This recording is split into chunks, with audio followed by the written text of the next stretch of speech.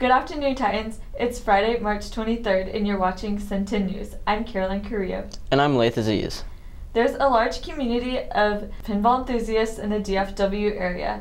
Max and Excel went to the Texas Pinball Festival to see what all the excitement is about. It's kind of like golfing. Like, everybody likes to play golf, but nobody's really very good at it. We are here at the 2018 Texas Pinball Festival at the MBC Suites in Frisco.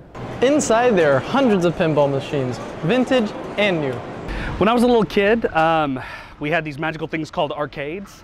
I was really on the tail end of the generation of kids who went to arcades, and that was always a thing that I was drawn to. Of course, I mean, there was great video games like Pac-Man and Defender and Galaga and that sort of thing, but my heart was always with the pinballs for some reason. So like I said, when I was a kid, you know, we would be out camping with my parents, and there would be pinball machines around, you know, so I would play with my dad. And then when I got a bit older, a friend of mine called me one night and he said, "Hey, I got this pinball machine, you know, from my work, and you know, we don't need it. Can I put it in your place?" And I was like, "Yeah, sure. You know, why not?" I didn't even know that it was possible to own a game yourself, you know. As you'll see inside of Texas Pinball Festival, there's pinball machines that are 100 years old, all the way up to brand new ones that have just come out a month ago. You know, they started off with a wood board with literally pins stuck into it, hence the name pinball, all the way to today there's TV screens in them, TV screens on them, the TV screens are interactive. It's crazy, multi-level. Some pinball machines even have 3 layers. Today, they continue to grow and change with technology, and that's really the biggest thing that changes the pinball machines. You know, it's just a fun hobby. There's just so much aspects to the hobby. It's not just the playing, it's the collecting, and it's meeting people, talking about it, discovering new games. You know, there's so much out there. This is Max Uhas with Cen10 News. Rolling on to other news, the Centennial Bowling team recently advanced to state. Let's head over to the alley for more. It's a club that's under the radar, but has been excelling in competition. This year, our girls' varsity bowling team will go to state in San Antonio, Texas, and compete. Caitlin Kern talks about what motivated her to become a part of bowling club. Well, when I was little, I bowled a lot with my brother, and so when we started the bowling club at Centennial, I was really excited to be a part of the team and compete. Coach Rick Irvine discusses the importance of the bowling team going to state, as well as the preparation needed for a bowling match. Well, it's pretty huge because this team's only been in existence for 3 years. Some of the schools we compete against have been in existence for 10 and 20 years now. But Frisco ISD and Centennial especially has been started this 3 years ago. So to come from near misses, like last year we missed making it by a couple pins, to making it this year was giant for the kids, and the work they put into it paid off this year, so I was really proud to see the girls especially do as well as they did this year. Yeah, absolutely.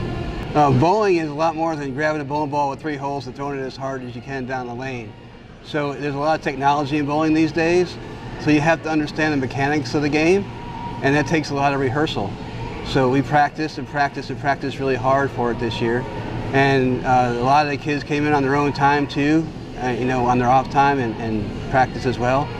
So it's about being relaxed, at the same time having the eye of the tiger and going after it. So a lot of practices, I put a lot of pressure on the kids on purpose to make sure that they were ready when it came down to it, and they needed that shot to make it, and it really paid off this year. Reporting for Cen10 News, this is Reggie Abouid. The SAT is one of the many tests offered at Centennial. Connor Denisi spoke to students and staff about the advantages and disadvantages of preparing for the SAT. Throughout the last couple of years, SAT and ACT prep has become a big part of our lives, whether it be courses like Katie or College Board review books.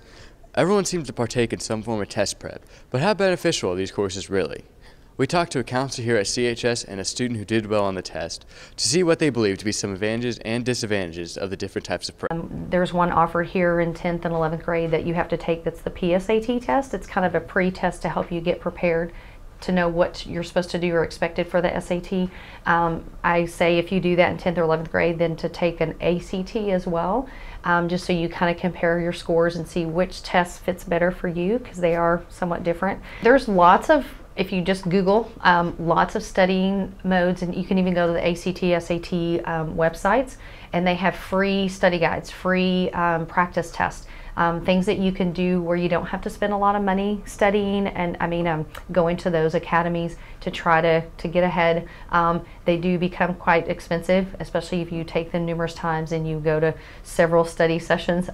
So I guess you have to kind of weigh the options. If it's going to be really expensive to go and study and prep and everything with a Katie Academy, and you're going to spend about $1,000, but the scholarship you're getting is $1,000. It's not really worth doing it if you're going to spend the same amount of money or more money studying as you would just taking the test or trying to get the scholarship. So I would say, personal experience. My daughter, who's a senior, is doing an individual study session with a group, and this lady who works with her. That's really helped the most, because I think the individual time you get with someone has been beneficial, and then she can study and do things on her own. Free test or free project, free stuff online through AC. I would say don't necessarily go for the $1,000, $2,000 KD prep course, but definitely pick up a book or two, ask around, see how the test is going to be, see if you want to take the writing portion or not, because that's a really large section of it and it really impacts your score too. So know what the test is going to be and maybe study what you're weak on. The math concepts can be slightly difficult if you don't know what's going on. And additionally, the reading portion, it's going to try to trip you up, so make sure to stay on top of that. Reporting for Cen10 News has been Connor Denisi.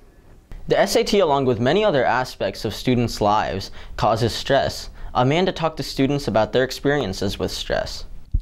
The teenage years can be stressful, with many teens facing pressure from school with grades, homework, and extracurriculars.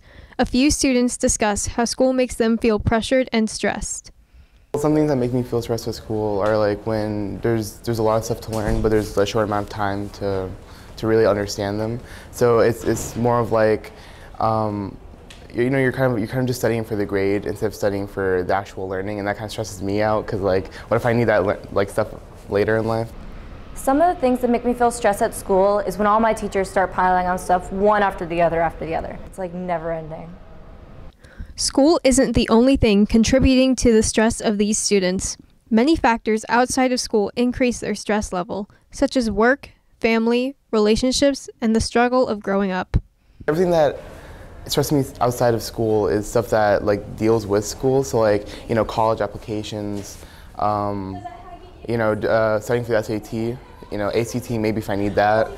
Stuff like that, just deciding where I want to go, what I want to do. Stuff that stresses me outside of school would probably include like parent stress and peer stress, and the stress that I have of I just want to have a social life, and high school doesn't really allow for too much of that. This pressure can have many negative physical and mental effects on people, like making people lose sleep, feel depressed or angry, or start skipping meals. People deal with this pressure in many different ways, some negative, like doing drugs, or something more positive, like exercising and listening to music.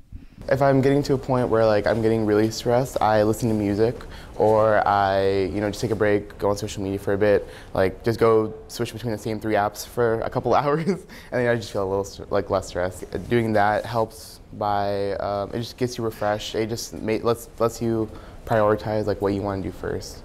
So, like when you take a break and you're like, okay, well, this is what's most important right now. What motivated me to do this was like, it got to a point where I just didn't have time to do anything. Stuff that I do to like de-stress and stuff is I enjoy coding, or sometimes go take a nap, or go to the park and hang out with friends. It helps me because it's like, I just get to forget about school. I get to breathe in the fresh air and just kind of forget everything. Reporting for Cen10 News, this has been Amanda Rodriguez. Now's the time of year where you have to start planning about your future. And if you're still on the fence about deciding a career, I recommend engineering. Engineering is one of the most in-demand careers in the world, with over 95% of graduates employed within 6 months of graduation. It is also one of the highest paying jobs with incredibly high starting salaries compared to other disciplines. Frisco ISD has many engineering classes, so I talked to some Cen10 students about what they think about them. I like this class because it prepares me for college. I like this class because I like to design stuff. And if you would like a more intense approach, ISM is great for budding engineers to make professional connections. This has been Patrick Monahan with Cen10 News. Hey Titans, Mark here with your Cen10 Sports Update. There have been a lot of events going on through the last couple of weeks. The Titan baseball team is off to a good start at 9-5-3 and 3-0 in district play. Their largest win so far is a 13-0 win over Frisco last Tuesday. Their next game is tonight against Liberty at 7:30. The Lady Titans softball team has also gotten off to a good start at 11-5 and 3-2 in district play. Their largest win so far was a 15-0 win back in February against Braswell.